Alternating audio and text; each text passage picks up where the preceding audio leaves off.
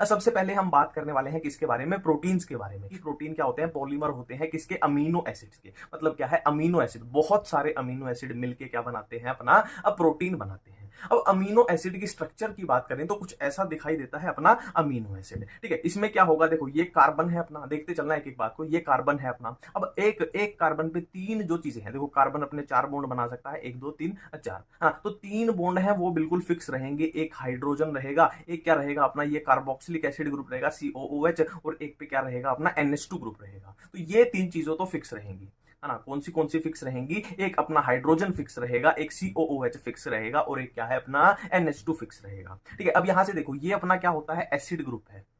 ये अपना acid group है ना, कार्बोक्सिलिक एसिड ग्रुप है। और ये कैसा ग्रुप है, अमीन ग्रुप है। अमीन ग्रुप है, तो यहीं से इसका नाम पड़ा है क्या, अमीन यानी अमीनो एसिड, यानी एसिड, तो इसका नाम यहीं से पड़ा है क्या, अमीनो एसिड इसका नाम पड़ा है। ठीक है, तो एक बार फिर से मैं आपको ये बात बताऊंगा दोबारा से कि किसी भी अमीनो, दुनिया में किसी भी अमीनो एसिड की बात करें तो उसमें तीन जगह तो हमेशा फिक्स रहेंगी। एक हाइड्रोजन होगा, एक COOH होगा, एक NH2 होगा। तो वेरिएबल जो होता है, वेरिएबल जो होता है वो सिर्फ ये होता है। ठीक है, ये सिर्फ वेरिएबल होता है, ये कुछ भी हो सकता है ना। और कुछ भी में क्या हो सकता है कि ये हाइड्रोजन भी हो सकता है, ये CH3 भी हो सकता है, ये OH भी हो सकता है। तो ये आपको याद रखने हैं कि एनसीईआरटी में ये एग्जांपल दिए हुए हैं कि अगर ये R ग्रुप, अगर हाइड्रोजन हुआ तो उस अमीनो एसिड का नाम हो जाएगा ग्लाइसिन, अगर ये CH3 हुआ तो अमीनो एसिड का नाम एलानिन हो जाएगा, और अगर ये OH हुआ तो सेरीन हो जाएगा। ये तीन मैंने यहां अलग से क्यों लिखे हैं, क्योंकि ये डायरेक्ट एनसीईआरटी में ऐसे ही लिखे गए हैं, तो ये आपको याद रखना। ज्यादा अपने को याद हो ना हो, पर ये तीन तो होने चाहिए कि ग्लाइसिन में हाइड्रोजन था, एलानिन में CH3 था, सेरीन में OH था। ज्विटर आयन की बात करें तो कुछ नहीं है यार, सिंपल सा है। देखो ये एसिड ग्रुप है, ये अपना एसिड ग्रुप है, तो ये H प्लस को भेज देगा, और H प्लस इधर आपको टिका देना है, और इधर पॉजिटिव चार्ज लगा देना है ना। देखो इधर नेगेटिव चार्ज, और वो जो हाइड्रोजन था वो इधर चिपक गया, इधर पॉजिटिव चार्ज लगेगा। ठीक है, नेक्स्ट बात करते हैं। देखो all amino acid are optically active. देखो ऑप्टिकली एक्टिव होने के लिए क्या होना चाहिए, अपने पास कायरल कार्बन होना चाहिए, कायरल कार्बन। तो अभी अभी हमने बात की थी, इधर मैं समझाता हूं आपको ऑप्टिकल का सिस्टम। देखो ये जो कार्बन है ये कायरल कार्बन होना चाहिए, कायरल यानी चारों ग्रुप अलग अलग होने चाहिए। देखो ये हाइड्रोजन हमेशा रहेगा, बिल्कुल अलग है, ये COH भी अलग है, NH2 भी अलग है ना। तो फर्क सिर्फ इससे पड़ता है। अगर मान लो ये OH होता है तो चारों अलग हो गए, मतलब ऑप्टिकली एक्टिव है। मान लो ये CH3 होता है, ये CH3 होता है तो भी चारों अलग हो गए, तो भी ऑप्टिकली एक्टिव है। तो वो यही बोल रहे हैं कि सारे अमीनो एसिड क्या होते हैं, ऑप्टिकली एक्टिव होते हैं, सिर्फ किसको छोड़ के, ग्लाइसिन को छोड़ के। ग्लाइसिन में दिक्कत क्या है कि R ग्रुप जो होता है हाइड्रोजन होता है, तो यहाँ पे हाइड्रोजन तो फिक्स था, तो ये हाइड्रोजन दोनों सेम हो जाएंगे, मतलब ये कार्बन जो है वो कायरल नहीं बचा है, तो मतलब क्या है, ये ऑप्टिकली एक्टिव नहीं हो सकता। तो सारे अमीनो एसिड्स ऑप्टिकली एक्टिव होते हैं क्योंकि उनमें कायरल कार्बन पाया जाएगा, सिर्फ ग्लाइसिन को छोड़ के। ये हाइड्रोजन ने यहाँ पे गड़बड़ी कर दी, हाइड्रोजन सेम हो जाएंगे। ठीक है, नेक्स्ट बात करते हैं अमीनो एसिड इसेंशियल हो सकते हैं। इसेंशियल यानी जरूरी, सिंपल सी बात है। देखो हमारे लिए कोई चीज जरूरी कब होती है, जब हम उसको खुद नहीं बना सकते, हमें बाहर से चाहिए, तभी तो जरूरी होगी, है ना। खुद अगर बना सकते हैं उसको तो अपने को जरूरत क्या बाहर से लेने की, मतलब वो नॉन इसेंशियल। ठीक है, तो इसेंशियल वाले कौन से हो जाएंगे कि can not be synthesized by our body, हमारी बॉडी उनको सिंथेसाइज नहीं कर सकती, हमें बाहर से उनकी जरूरत है, इसीलिए वो इसेंशियल है। नॉन इसेंशियल यानी हमारी बॉडी उनको बना सकती है, हमें बाहर से कोई भी उनकी जरूरत नहीं है, इसीलिए उनको नॉन इसेंशियल बोला गया। नेक्स्ट बात करते हैं acidic amino acid, basic amino acid, neutral amino acid. इसके लिए मैं दोबारा से आपको फिर से ये डायग्राम दिखाना चाहूंगा। देखो यहाँ पे ये अपना ग्रुप क्या है, एसिडिक ग्रुप है, ये अपना क्या है, एसिडिक ग्रुप है, और ये अमीनो ग्रुप कौन सा होता है, अपना बेसिक ग्रुप है, बेसिक ग्रुप है। अब सिंपल सा एक लॉजिक देखो, कोई अमीनो एसिड, ये क्या है अपना अमीनो एसिड है, कोई अमीनो एसिड एसिडिक कब होगा, मतलब जब इसमें इसकी संख्या ज्यादा होगी वो हो जाएगा एसिडिक हो जाएगा। कोई अमीनो एसिड बेसिक कब होगा, जब उसमें NH2 की संख्या ज्यादा हो जाएगी, तो वो क्या हो जाएगा, अपना बेसिक हो जाएगा। ठीक है, तो क्या है, एसिडिक कौन सा होगा, जिसमें COOH यानी एसिडिक ग्रुप की संख्या ज्यादा हो, वो एसिडिक हो जाएगा, एग्जाम्पल है ग्लूटामिक एसिड। ठीक है, बेसिक कब होगा, जिसमें NH2 की संख्या ज्यादा हो जाए, वो बेसिक हो जाएगा, एग्जांपल है लाइसिन। न्यूट्रल कब होगा, जब एसिडिक ग्रुप और बेसिक ग्रुप दोनों क्या हो, इक्वल हो, बराबर हो, एग्जांपल है क्या हो जाएगा, वलीन हो जाएगा। नेक्स्ट बात करते हैं एरोमेटिक अमीनो एसिड कौन से होते हैं। टायरोसिन एरोमेटिक का एग्जांपल है, फिनाइल एनानिल किसका एरोमेटिक का एग्जांपल है, और ट्रिप्टोफैन। थोड़ा सा आइडिया मैं आपको बताता हूं इसमें। देखो ये टी वाले से याद रख लेना, ये टी वाले से याद रख लेना, और इसमें क्या आ रहा है, फिनाइल आ रहा है, तो फिनाइल तो क्या होता है, अपना एक एरोमेटिक कंपाउंड में ही आ जाता है।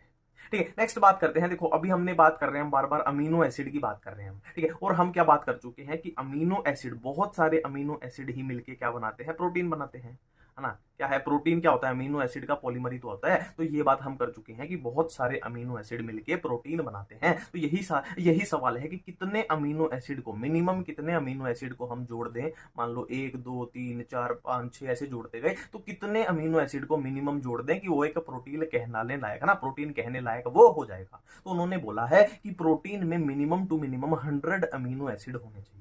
ठीक है, क्या बोला है कि 100 अमीनो एसिड की चेन होनी चाहिए, पॉलीपेप्टाइड चेन, उसको हम प्रोटीन बोल सकते हैं। मिनिमम 100 से ज्यादा होने चाहिए, मिनिमम 100 से ज्यादा होने चाहिए। और वजन की बात की गई है कि मोलिकुलर वेट कितना होना चाहिए, मोर देन 10,000 डाल्टन होना चाहिए। ठीक है, तो प्रोटीन की रिक्वायरमेंट के लिए क्या बोला गया है कि अमीनो एसिड की संख्या कितनी होनी चाहिए, मोर देन 100, 100 से ज्यादा, और वेट कितना होना चाहिए, मोर देन 10,000 डाल्टन होना चाहिए। तब हम उस चेन को, उस पॉलीमर को क्या बोलेंगे, हम प्रोटीन बोलेंगे। अब यहाँ पे एक एक्सेप्शन आपको याद रखनी है। अभी अभी हमने बात की कि 100 से ज्यादा अमीनो एसिड होना चाहिए तभी हम प्रोटीन बोलेंगे, बल्कि अपने को क्या याद रखना है, इंसुलिन में याद रखना है कि इंसुलिन में अमीनो एसिड कितने होते हैं, सिर्फ 51 होते हैं, फिर भी उसको प्रोटीन बोला जाता है। तो ये यहाँ पे स्टार लगा लो, इंसुलिन आपको याद रखना है। एक बार फिर से, है ना, प्रोटीन की क्या है एक्सेप्शन, क्या है, इंसुलिन है कि मिनिमम होने तो 100 चाहिए थे, बट इंसुलिन में 51 होते हैं, फिर भी उसको प्रोटीन बोला जाता है। ये खास बात है, इसीलिए इसको थोड़े से डब्बे में बंद किया गया है।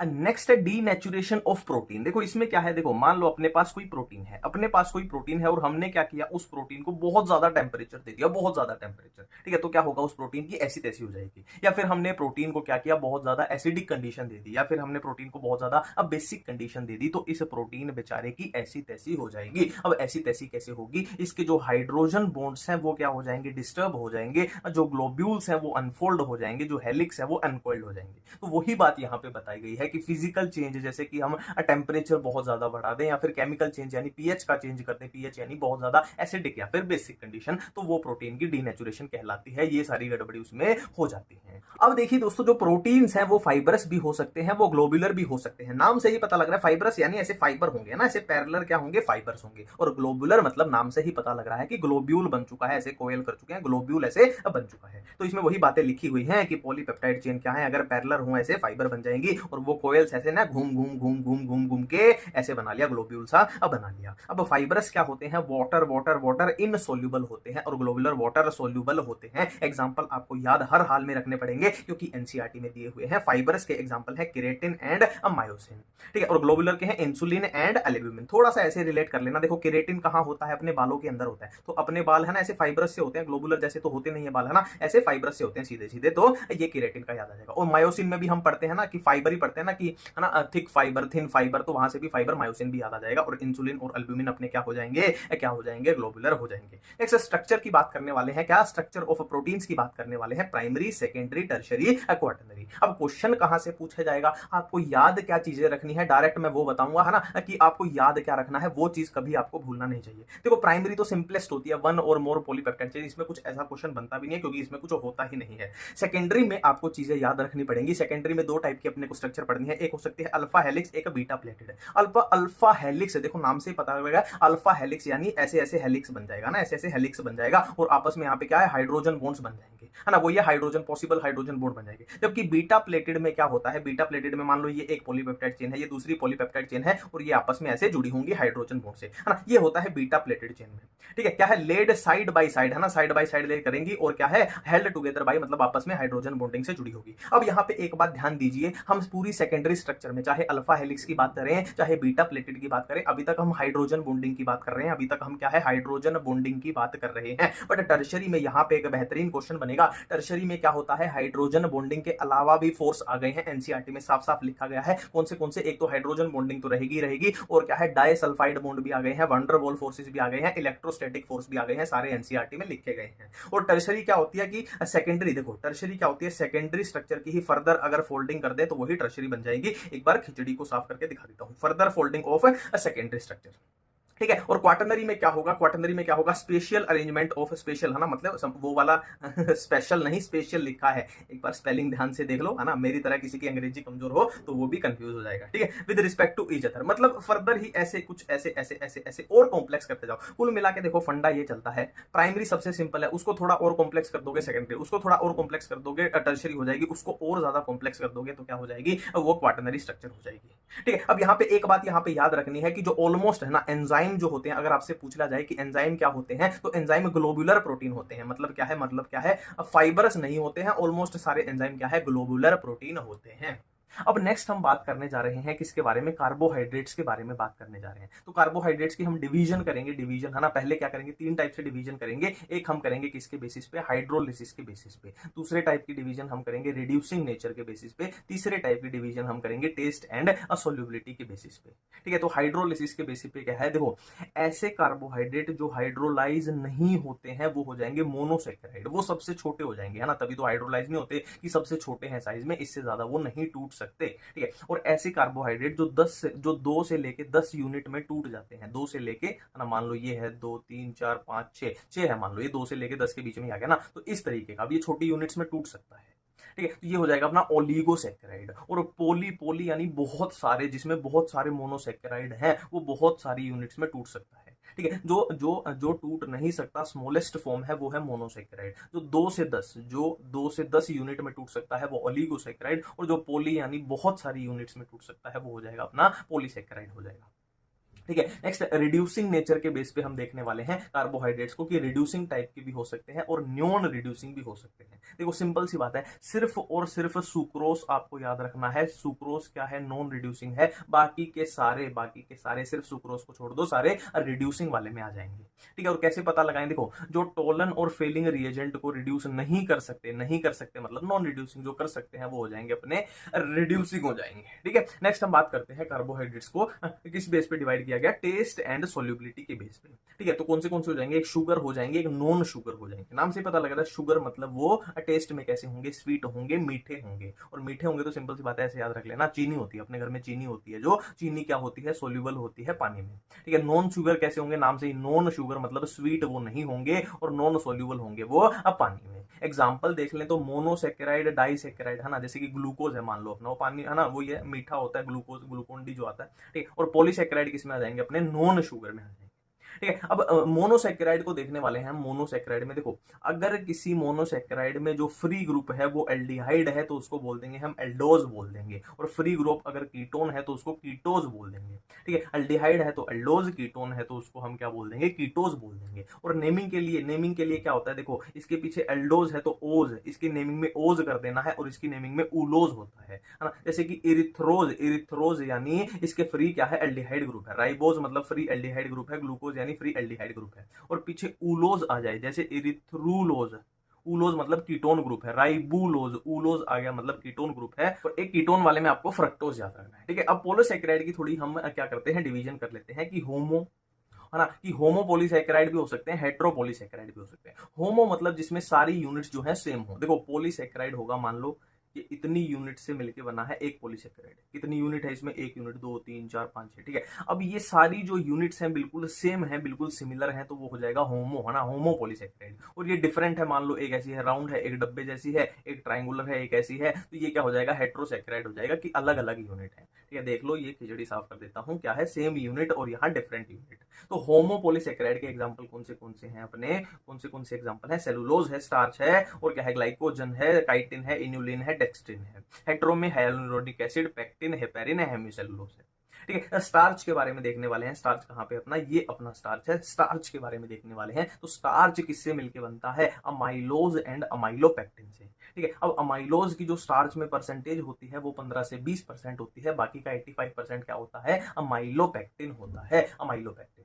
ठीक है, तो अमाइलोज क्या होता है, unbranched polymer of alpha glucose, और ये है ब्रांच। तो यहीं पे अपना एक डिफरेंस बन गया कि अमाइलोज क्या है, अनब्रांच्ड है, और अमाइलोपेक्टिन जो है वो ब्रांच है।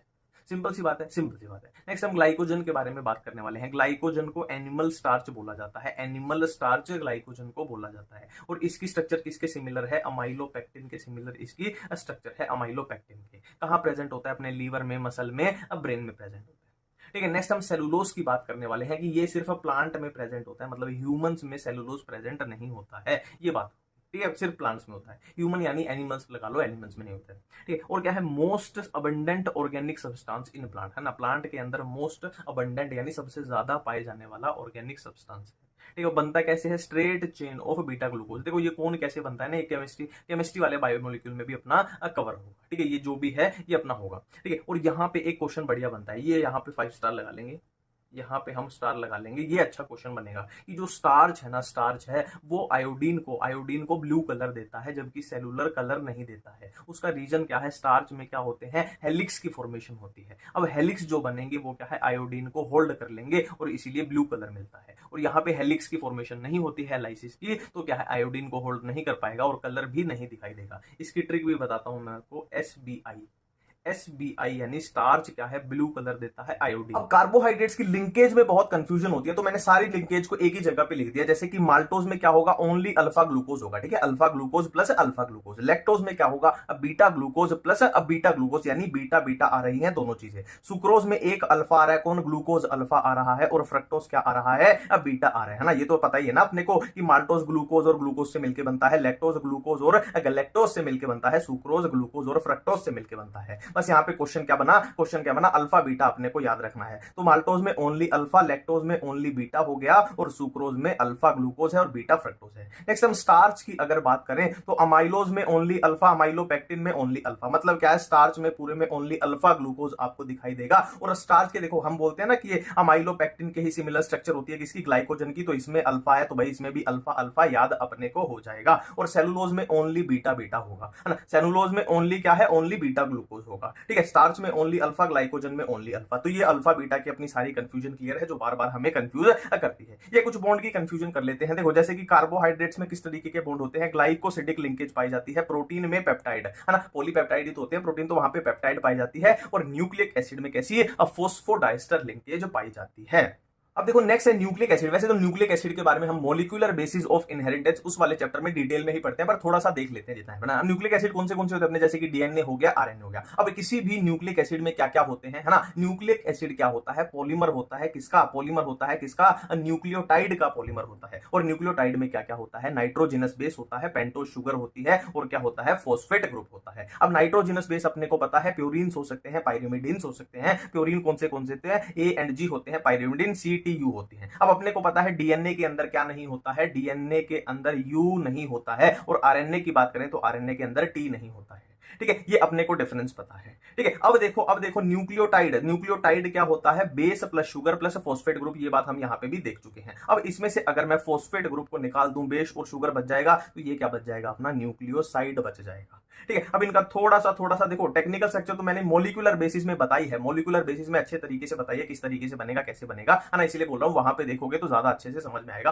और ऑलरेडी अपलोड कर दिया है मैंने वो चैप्टर, कई दिनों से कर दिया है, ठीक है। अब यहाँ पे इनके थोड़ा सा बेसिक स्ट्रक्चर देख लो, तो ये वाली यूनिट पकड़ो। यहां से ये यूनिट पकड़ते हैं तो देखो क्या चीजें थी? 3 चीजें थी ना एक न्यूक्लियोटाइड में। एक था बेस था, और क्या थी? ये पेंटोज शुगर आ गई, ये फॉस्फेट ग्रुप आ गया। और यहाँ नेक्स्ट शुगर के साथ ये लिंकेज बन रही है। देखो यहाँ पे ये फॉस्फेट आया ना, तो यही तो बना रहा है क्या? फॉस्फोडाइस्टर लिंकेज बना रहे हैं, ठीक है। ये अपने को है। अब आगे बढ़ते हैं। देखो ये आपके सामने ग्लूकोज की स्ट्रक्चर है, और ग्लूकोज की स्ट्रक्चर के रिलेटेड ही क्या है? अपने पास 5 रिएक्शन दी हुई है एनसीईआरटी में, उनको कैसे करना है। देखो पहली रिएक्शन क्या है? पहली रिएक्शन अपने को क्या बताएगी कि इसमें क्या है? 6 कार्बन की स्ट्रेट चेन है। अब 6 कार्बन देख लो, एक कार्बन ये हो गया, है ना, दूसरा कलर लेते हैं, एक कार्बन ये हो गया, 4 कार्बन ये हो गए, और एक कार्बन ये हो गया, टोटल 6 कार्बन हो गए। तो ये किससे हम पता लगाते हैं? ये HI के, है ना, HI से रिएक्शन है एनसीईआरटी में। मैंने डायरेक्ट है ना क्रिस्प निकाल के रख दिया है कि ये इससे पता लगेगा, ये इससे पता लगेगा, डायरेक्ट रिएक्शन है, तो ये HI से पता लगता है। नेक्स्ट है कि हम क्या है? इसमें प्रेजेंस ऑफ कार्बोनिल ग्रुप की प्रेजेंस हम देखते हैं, ठीक है। अब कार्बोनिल प्रेजेंट, देखो कार्बोनिल ग्रुप क्या होता है? कुछ ऐसा होता है, ठीक है। अब इसमें हमें नहीं पता कि ये एल्डिहाइड है, हमें नहीं पता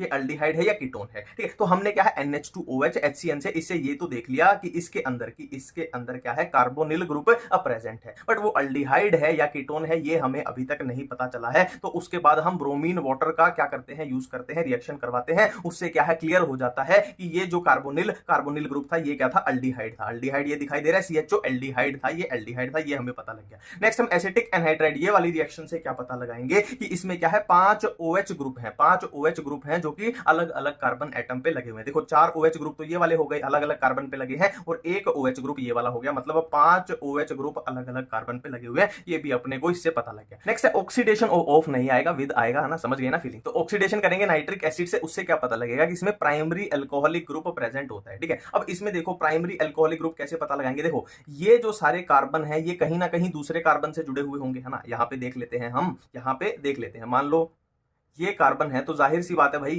जाहिर सी बात है ये तो प्राइमरी हो नहीं सकते ना। जैसे ये कार्बन है, यहां भी कार्बन से जुड़ा हुआ, यहां भी कार्बन से, है ना, ये कार्बन है, यहां भी कार्बन से, यहां भी कार्बन से, तो ये वाले कार्बन तो प्राइमरी हो ही नहीं सकते। तो कौन सा प्राइमरी है? ये वाला प्राइमरी है। क्यों? क्योंकि यहां पे सिर्फ ये एक ही कार्बन से जुड़ा हुआ है, तो ये क्या हो जाएगा? प्राइमरी अल्कोहलिक ग्रुप हो जाएगा। तो यहां पे एक प्राइमरी अल्कोहलिक ग्रुप प्रेजेंट होता है, जो नाइट्रिक एसिड से हमने पता लगाया। ठीक है, नेक्स्ट हम करने वाले हैं विटामिन। अब विटामिन फैट सोल्यूबल भी हो सकते हैं, वाटर सोल्यूबल भी हो सकते हैं। फैट सोल्यूबल कौन से होंगे? Vitamin A, vitamin D, vitamin E, vitamin के। वाटर सोल्यूबल में बी वाले सारे आ जाएंगे। तो अपनी एनसीईआरटी में कौन से दिए हुए हैं? B1, B2, B6, B12 और विटामिन सी इसमें आ जाएगा। ठीक है, अब देखते हैं इनका। देखो क्वेश्चन कैसे पूछे जाएंगे। एक तो मेनली बीमारी का पूछा जाएगा कि इस विटामिन की डेफिशिएंसी से ये बीमारी हो जाती है। और क्या क्वेश्चन पूछा जाएगा? उनके दूसरे नाम का, है ना। जैसे विटामिन ए का दूसरा नाम क्या होता है? रेटिनल होता है। विटामिन B1 का थायमिन होता है। B2 का राइबोफ्लेविन होता है। B6 का पायरोडॉक्सिन होता है। B12 का ये एनसीईआरटी में इतना नहीं दिया हुआ, पर फिर भी आपको ध्यान रखने हैं, कोबालामिन होता है। सी तो आपको याद होना ही चाहिए, एस्कॉर्बिक एसिड होता है। डी भी याद कर लेना, कैल्सीफेरॉल होता है। ठीक है, अब देखो यहां पे ट्रिक थोड़ी सी लगानी पड़ेगी, क्योंकि पहले 2-3 नामों में ना थोड़ी सी कंफ्यूजन हो जाती है, तो RTR ट्रिक लगा देना। RTR यानी RTR, ये अपनी ट्रिक लगा देना, थोड़ी सी कंफ्यूजन से बच जाओगे। ठीक है, अब नेक्स्ट देखो और बताता हूं। और देखो ये पायरिडॉक्सिन, ऐसा नहीं लग रहा बेंजीन रिंग है ना, ऐसा नहीं लग रहा कि केमिकल कंपाउंड है जिसमें बेंजीन रिंग छुपी हुई है, पायरिडीन, पायरिडॉक्सिन, ऐसा लग रहा है। थोड़ा सा रिलेट कर लेना। अब बेंजीन रिंग में कितने कार्बन होते हैं? 6 कार्बन होते हैं, तो ये 6 यहां से याद आ जाएगा। अस्कॉर्बिक एसिड तो पता ही होता है। देखो विटामिन सी में, है ना, खट्टे फ्रूट होते हैं जो अपने, है ना, संतरा हो गया, नींबू हो गया, उनमें क्या होता है ना, ये होता है, ये विटामिन सी होता है, तो एसिड होता है, उनमें एसिडिक होते हैं, ये तो अब पता लग ही जाएगा। कैल्सीफेरॉल, देखो कैल्शियम किसके लिए अच्छा होता है? हड्डियों के लिए। और विटामिन डी भी किसके लिए? हड्डियों के लिए। तो कैल्सीफेरॉल यहां से आपका मैच हो जाएगा, तो ये आपको याद हो जाएंगे। अब देखो रेटिनल हम कहां पढ़ते हैं? अपना जो आई का मैकेनिज्म आता है ना, कहां पे? फोटो रिसेप्टर सेल और वो सब में होता था ना रेटिनल। तो मैकेनिज्म ऑफ विजन में, मतलब आंखों से लेना देना है। अब आंखों से लेना देना है, तो इसकी कमी हो जाएगी, तो बीमारी भी आंखों वाली होगी, जैसे कि जीरोप्थेल्मिया। देखो ऑप्थेल्मिया वर्ड आंखों के लिए यूज होता है, ये हार्डनिंग ऑफ कॉर्निया का बोलता है। और क्या है? नाइट ब्लाइंडनेस, दोनों बीमारियां किसके लिए है? आंखों के लिए है, पता लग गया। थाइमिन वाली कौन सी है? बेरी। थाइमिन वाली कौन सी है? बेरी। और राइबोफ्लेविन, ये B2 वाली कौन सी है? B2 वाली चिलोसिस है। B6 वाली कन्वर्जेंस है। B12 वाली प्रीनिशियस अनीमिया, अमीनिया। ठीक है, विटामिन सी वाली कौन सी है? सकरवी है, जिसमें ब्लीडिंग गम्स है ना, सकरवी ब्लीडिंग गम्स है ना। ये दो मत भूलना। और कौन सी इसमें से सुपरहिट बता दूं, ये मत भूलना, ये कभी भी नहीं भूलना, है ना। इसमें थोड़ी सी गड़बड़ी आप कर सकते हो, पर ये एनसीईआरटी में दी हुई है, तो भाई रिस्क नहीं लेना, याद होनी चाहिए। पर ये है जो सुपरहिट पूछी जाती है ना, सकरवी हो गया, रिकेटस हो गया, ये आंख वाली हो गई, बेरी हो गई, ये सब क्या है? सुपरहिट पूछी जाती है। जैसे कि विटामिन डी, रिकेटस में क्या होगा? विटामिन डी की कमी हो जाएगी, तो अपनी हड्डियां क्या है ना, एक तरीके से हड्डियों में